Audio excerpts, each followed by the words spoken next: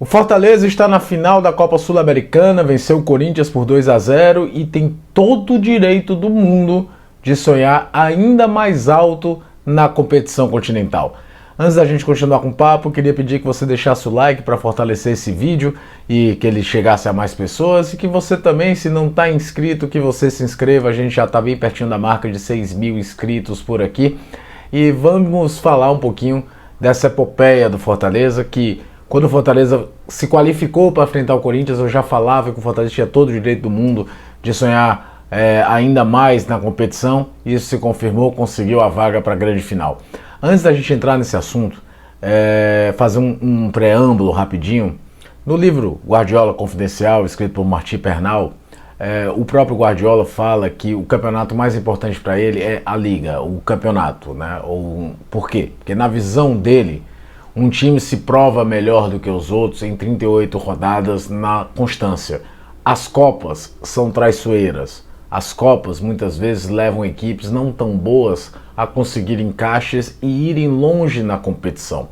E ele tem uma certa dose de razão. A Copa Sul-Americana mesmo prova na sua história isso.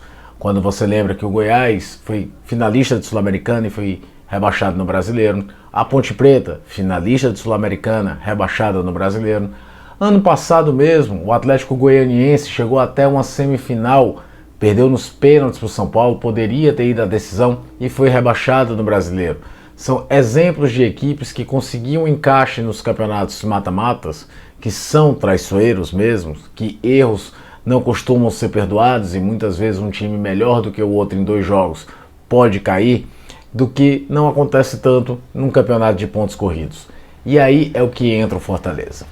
O Fortaleza não chega à sua primeira final continental, a primeira final continental do futebol cearense e a primeira do futebol nordestino desde a Copa Conmebol de 99, quando o CSA perde para o Talleres de Córdoba, numa Copa Conmebol, com todo o respeito ao CSA, mas bem esvaziada. Eu tenho até um vídeo aqui no canal falando sobre isso. O Fortaleza chega à sua primeira final de Copa Sul-Americana, de uma competição chancelada pela Conmebol, depois de vir de uma sequência de 4 anos disputando a Série A do Campeonato Brasileiro, em que desses 4 anos, em 3, terminou entre os 10 primeiros do campeonato.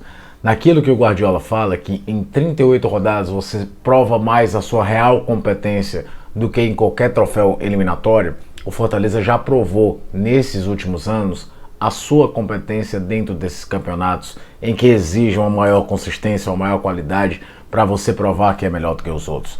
Para quem estava há 6 anos na Série C, conseguir esse salto direto para a Série A e manter essa constância, é bom lembrar, o Fortaleza está no 5º ano de primeira divisão e tem tudo para terminar pelo menos entre esses 10 primeiros de novo, ou seja, ter 4 campeonatos entre 5 disputados, terminando entre os 10 primeiros e quebrando uma sequência do futebol nordestino em que nenhum clube fazia o 6º ano de Série A desde 2003, desde que os pontos corridos foram implantados no futebol brasileiro, prova que nada do que o Fortaleza conquistou no meio do caminho foi acaso ou algo com sorte ou um encaixe específico. E isso é que a gente entra nessa qualificação do Fortaleza na Copa Sul-Americana.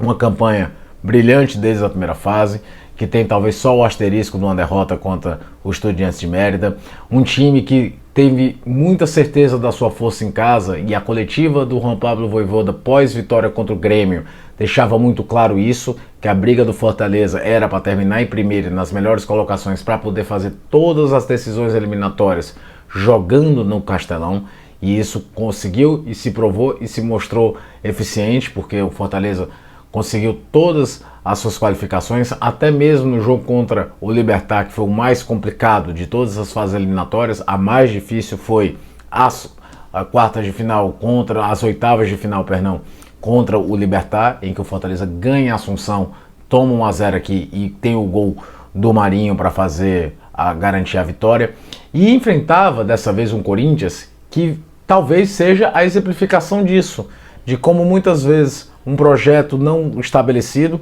é um clube que 4 treinadores diferentes ao longo da mesma temporada, que tem uma camisa pesadíssima, com uma torcida gigante, um fator casa muito forte, mas que num pontos corridos vocês estão vendo a dificuldade do Corinthians. Mas nas Copas foi longe. Por quê? Porque as Copas são traiçoeiras. As Copas muitas vezes não premiam os melhores, premiam aqueles que se adaptam melhor às situações.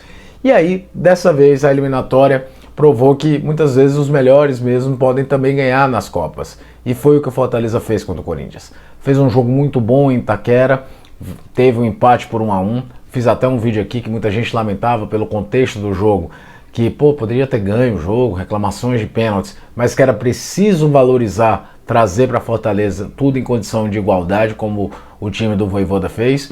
E o Fortaleza fez um jogo dentro de um contexto de jogo eliminatório quase que perfeito. Sem o Marinho, teve o Pikachu. Pikachu é aquela coisa que a gente falava, se perde em explosão muscular e o cara que quebra uma linha adversária no drible ganha no cara que parece que tem mais vocação de goleador, e aí ele marca o gol, mostrando que é impressionante a simbiose dele com o Fortaleza. Se nesse ano da volta do futebol japonês demorou para engrenar, se você for puxar devagarzinho, os gols do Pikachu no ano sempre são muito valiosos, como por exemplo o primeiro que me vem à memória, a vitória contra o Atlético Paranaense no Campeonato Brasileiro. E claro que não dá para não falar de Tinga, que é um cara simplesmente iluminado. O Tinga vai ser daqueles que só quando ele parar de jogar as pessoas vão ter a real dimensão do seu tamanho no Fortaleza. Já são quase 300 jogos pelo clube, 9 títulos conquistados, podendo ganhar o 10º, que seria esse inédito para o futebol nordestino. E de novo ele aparece no momento mais importante, no momento mais decisivo. O cara é iluminado, além de ser um jogador com a colocação dentro da área fantástica quando ele marca o gol do 2-0. Fortaleza foi tão superior que durante o jogo você notava muito mais plausível o Fortaleza fazer um 3-0 do que o Corinthians achar um gol e voltar para a eliminatória. Então a coroação de todo esse projeto vai levar à final da Copa Sul-Americana, mas lembrando, Fortaleza chega à final da Sul-Americana como de fato tudo uma coisa muito bem feita de um clube que vem em ascensão ao longo dos anos. Não uma campanha fantástica dentro das Copas que possibilitam isso, mas que muitas vezes levam equipes não tão boas assim a conseguirem grandes resultados. Essa equipe não. Essa equipe está conseguindo um grande resultado, mas é um trabalho muito sólido, muito bem feito, em que os campeonatos de pontos corridos do Fortaleza dos últimos anos provam que você pode falar qualquer coisa de como o Fortaleza chegou à final da Copa Sul-Americana, mas nunca que teria sido uma obra do acaso. Agora vai esperar ou LDU de Quito ou Defensa e Justiça, e de qualquer forma já vai ter um desafio, né? Um clube que adorou quebrar desafios nos últimos anos, vai enfrentar um ex-campeão da competição, né? Tanto a LDU, que leva larga vantagem, a grande favorita a estar na decisão, afinal de contas venceu o jogo de ida por 3-0, ou então o próprio Defensa e Justiça, que é velho conhecido do Juan Pablo Vojvoda e do Tomás Pochettino, onde ambos já trabalharam no clube argentino. De novo, quero lembrar vocês que o espaço de comentários é todo de vocês, para vocês deixarem suas opiniões, pedir que você deixe o like. Se você quiser entrar em contato com o canal é só olhar as descrições, que você me siga nas redes sociais, rapidinho também, @CaioCCosta, então tanto no Twitter quanto no Instagram é facinho de achar, e que você, se não tiver inscrito, que você se inscreva, porque eu estou falando sobre futebol o tempo todo por aqui.